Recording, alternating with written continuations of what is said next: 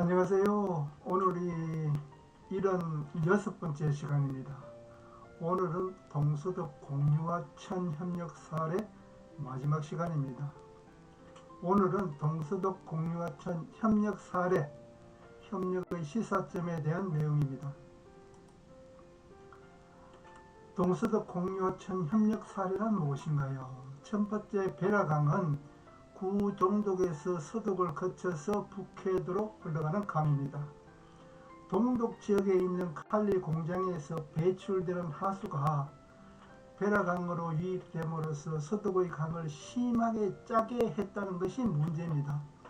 1968년부터 칼리 공장에서 발생하는 모든 하수를 베라강으로 직접 방류하였고, 이로 인한 하천, 오염원, 서독 지역 강에 큰 피해가 발생하게 됩니다.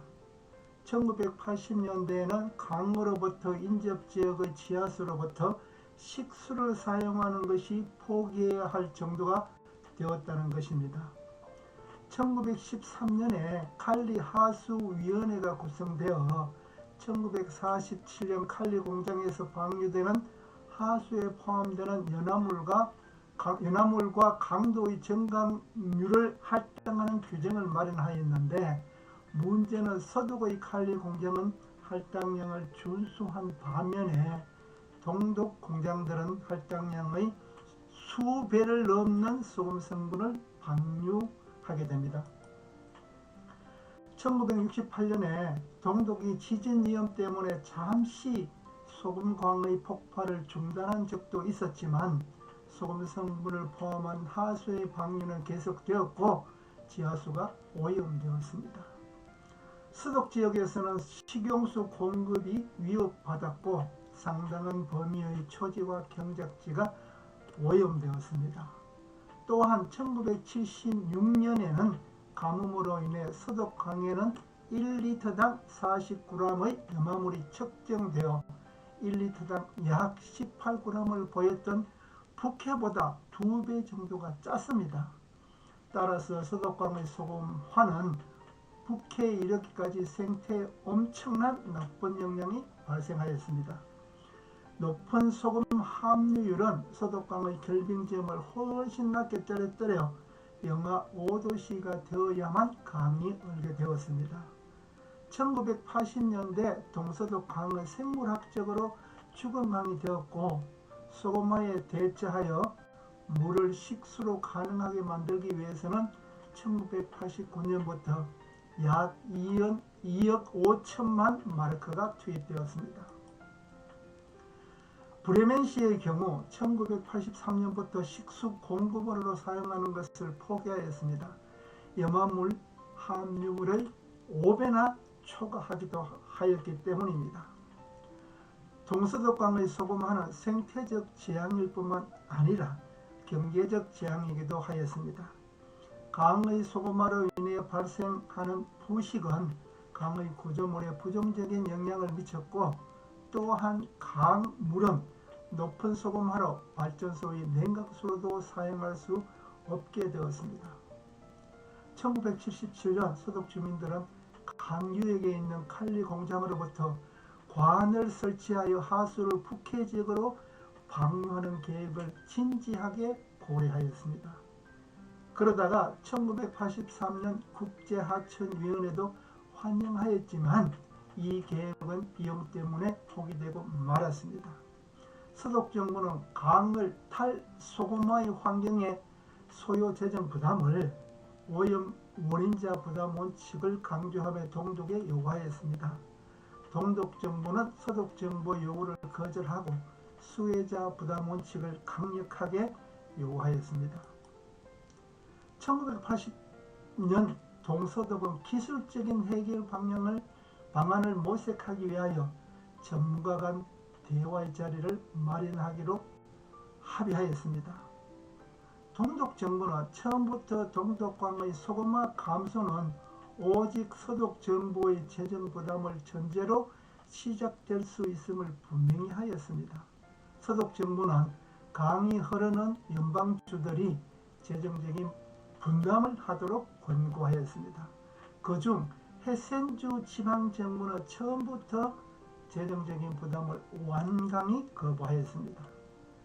당시 콜 연방수상은 헤센주 정부에게 이러한 조치는 이번만에 국한된다는 점을 약속하였고, 서독 내에서의 분위기는 더 상황이 악화되는 것을 방지하려면 어떠한 조치가 이루어져야 하고, 이를 위해서는 서독이 재정적인 부담을 할 수밖에 없다는 사실을 알았습니다. 1984년 서독 내에서 재정 부담이 분명히 정해지자 4개 분야에서 동서독 협력을 위한 협의가 진행되었습니다. 서독 정부는 동독에게 성능이 인정된 우선 처리 설비를 설치하는 조건으로 2억 마르크를 제공할 것을 제안하였습니다. 동독은 서독의 제안을 거절하였습니다. 이유는 서독이 얻게 되는 혜택이 동독보다 훨씬 크다는 것입니다. 그리하여 전기장적 건조분리 처리 설비를 동독에 설치해 주기를 희망했습니다. 서독은 동독의 요구를 거부하였습니다. 세계 시장에서 경쟁 관계였던 동독의 공장이 전기장적 건조분리 처리 설비를 사용하면 액상소금의 추출을 훨씬 높일 수 있기 때문입니다. 결국 동서독의 경제적 이해가 대립된 결과 협상은 1986년 결렬되었습니다. 1987년 동독의 예리 호네커 서기장이 서독을 방문하였을 때 강에 대한 소금 오염의 감소와 칼리 성분 하수 방류의 감축과 관련한 협상에 커다란 진전이 있을 것으로 기대되었습니다. 기술 사용료를 대가로 동독의 전기장적 건조 분리 처리 기술의 사용을 허용한다면 전제 조건으로 동독의 신기술의 사용으로 획득할 생산 첨가분을 동유럽 국가 이외의 지역에는 수출하지 않을 것을 요구하였습니다. 당연히 동독은 서독의 제안을 거절하였습니다. 동독은 계속 전기장적 건조분리 처리 설비 비용 등 재정적인 부담을 요구했습니다. 결국 1990년 통일 이후 서독은 동독의 칼리 공장을 흡수 합병하였고 일부 칼리 공장만 가동을 중단시켰습니다. 다음은 두 번째 레덴강입니다. 레덴강은 동독 2지역에서 서독 2지역으로 흐르는 강인데 동독의 지역사회와 산업체로부터 방류된 하수로 인해 심각하게 오염되고 있었습니다. 서독 정부와 바이에른 뮌헨주는 동독과 이 문제에 관하여 합의 도출 노력을 지속적으로 추진하였습니다. 1983년 문제 해결을 위한 협상은 동서독 간 접경위원회에 위탁되었고 합의가 이루어졌습니다. 연방정부와 바이에른주는 동독에 정화설비를 포함하는 오수처리 체계 설치하는 데 드는 비용을 부담하기로 한 반면에 동독은 설비의 운영에 소요되는 비용은 동독이 부담하기로 하였습니다. 동서독 간 수자원 관련 교류 협력이 본 궤도에 접어든 것은 이른바 환경보호기본협정이 채택된 이후입니다.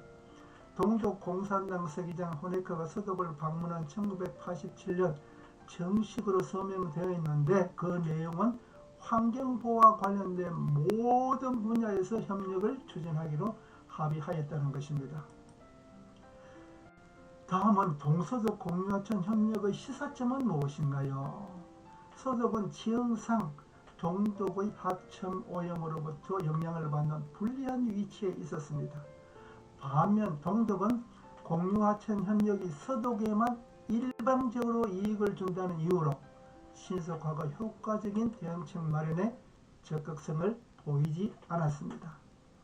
동서독은 서로의 견해 차이가 있었습니다.